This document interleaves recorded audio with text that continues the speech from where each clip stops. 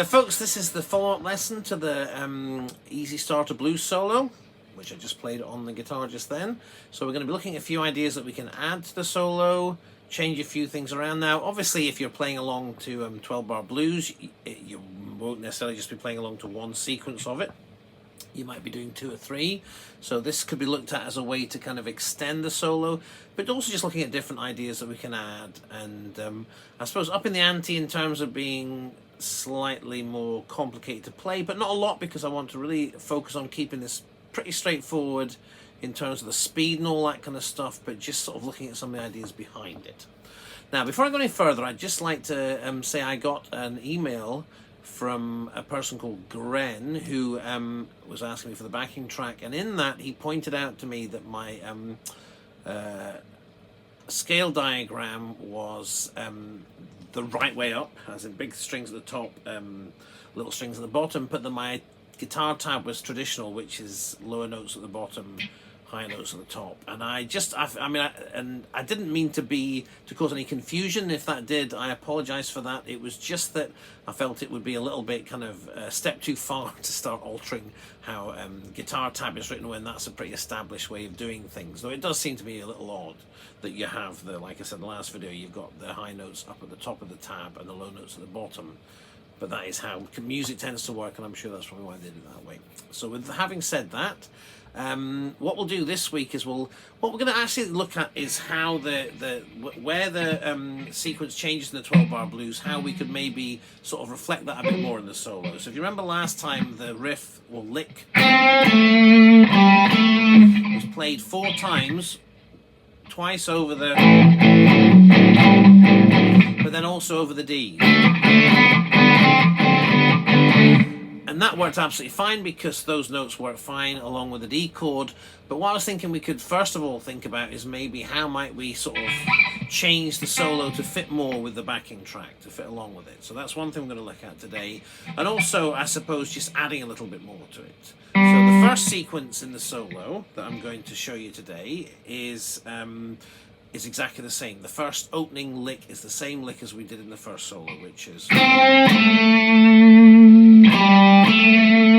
So 5th fret of the G string, down to the 7th fret of the D string. So first finger on the 5th fret of the G string, I would use my 3rd finger for the 7th fret of the D string, and then coming down to the 5th fret of the D string and back up again. Use that vibrato technique, keep the notes going, and to give them a bit of attack. Sound a bit more interesting, I suppose. But the second sequence, what we're going to do is, well, first of all, we're going to play an extra note on the 5th fret of the G string, and that's going to come in slightly before the bar, so that will actually be included in the tab for the first sequence, and we're going to play that twice. We're going to go, and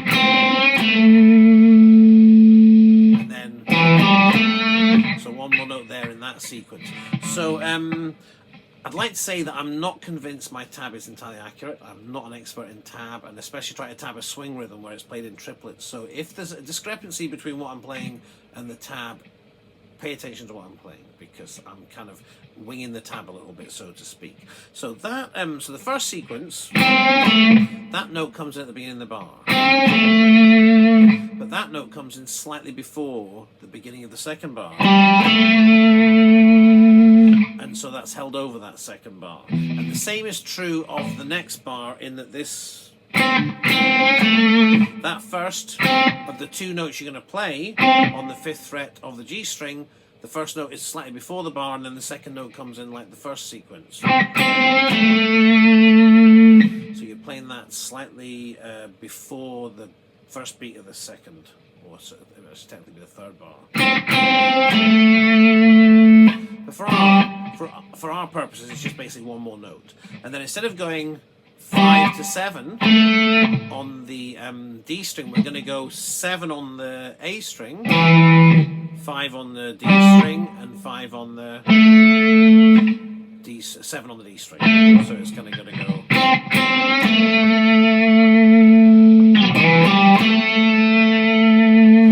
Now, for me, an obvious thing to do at that point would be to give it a quick slide up. Again, just makes it sound slightly more interesting.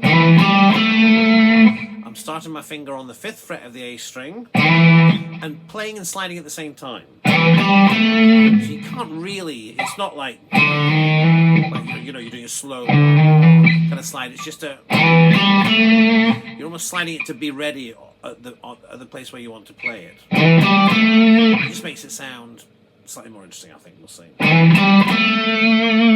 So those two together are.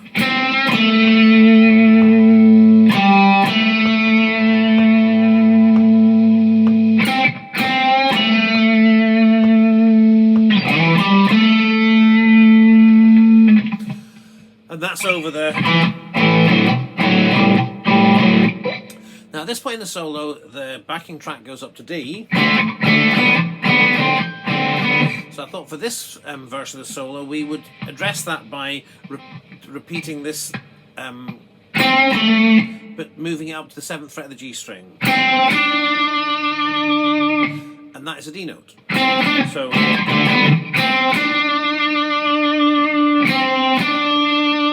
So the same as on the 5th fret and the 7th fret of the G string.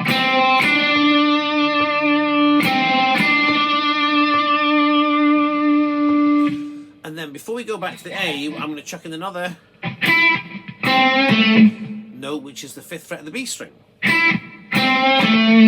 So that's technically an arpeggio, an A minor chord. Arpeggio is when you play down a chord, but they're all notes in the A minor pentatonic or A blues scale, so they fit perfectly well. So that note again is before the first beat of the bar.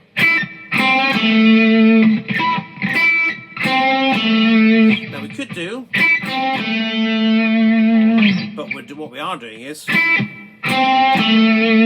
keep that pattern there. But if you want to change it to, that would also sound quite decent. And I'm only saying you could do that too because I might accidentally play that because, like I say, I'm not always concentrating too hard on what I should be playing exactly. So there you go. And then again, this 7 on the A string, 5th on the D string, 7th on the D string.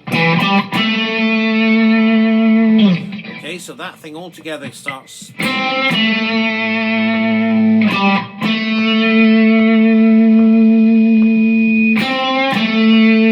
Sorry, see, there you go, straight away, mistake.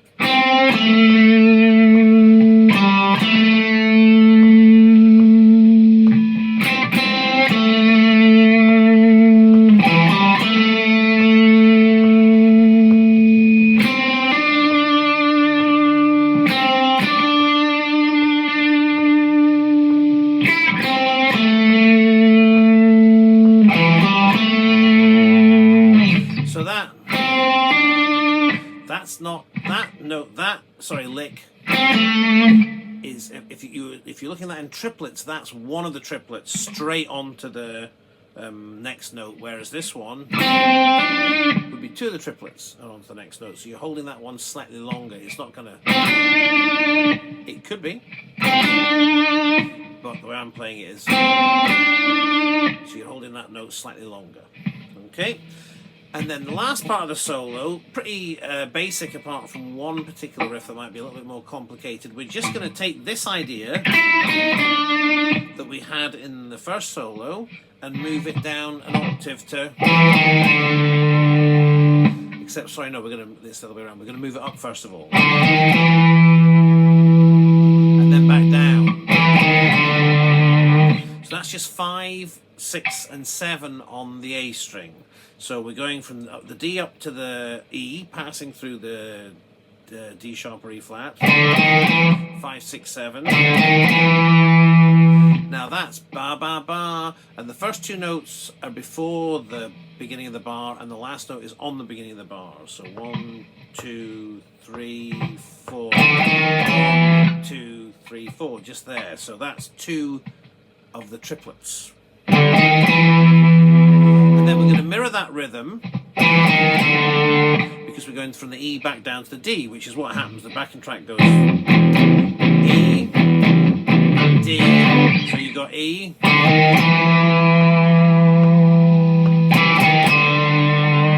and we're also deliberately copying the pattern, the rhythm, so it kind of ties the two little sequences in, and we're going to keep that rhythm going for the next bit. So that is, just to repeat, it's 5, 6 and 7 on the A string. That's the start of the E sequence, and then down to the D, and then this little bit we're going to go from the 5th fret of the A string down to the 8th fret of the bottom string, the E string, and then up to the 7th fret of the D string. Now what we could have done was gone, and that would resolve it down to the A. So going D, 5th fret of the A string, 8th fret of the bottom E string, 5th fret of the bottom E string. But to make it a bit more interesting, what I thought we'd do is play that A an octave higher. So you're going to go. Now that requires a bit of hand movement, because I'm playing that on my first finger, just for maximum vibrato. Didn't have to, I suppose you go. But if I was playing that myself, I would use my first finger for that note. So you're going 5th fret of the A string, 8th fret of the bottom E string, and then up, well actually I probably would use my second finger, 7th fret of the D string to an A. And then you're going to finish off with the same sequence you played for the beginning of the E part, 5, 6 and 7 on the A string, because the sequence finishes on a... And again with that rhythm, all those 4 sequences, 2, 3, 4, 2, 3, 4, 2, 3, 4, follow the same rhythmic pattern. And again, that's just a nice little hook to make them sort of sound sort of fairly cool together. So I'll have a run through the whole thing, and I'll make sure the tab's up on the screen and you can see how it works. Well, actually what I'll do is I'll play part 1 first, and then I'll play part 2 second.